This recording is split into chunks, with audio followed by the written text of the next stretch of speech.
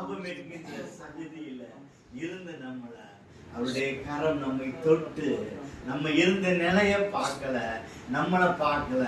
ஆண்டவர் நம்ம கரத்தை பிடிச்சு தூக்கி நம்மளை அப்படியே அடிகளை உறுதிப்படுத்தி உயர்ந்த ஸ்தானத்துல நம்மளை கொண்டு போய் வைக்கிற தேவனை நீங்களும் நானும் ஆராதித்து கொண்டிருக்கிறோம். அல்லேலூயா. சிலுவையில் அந்த போரிலே இயேசு நீரே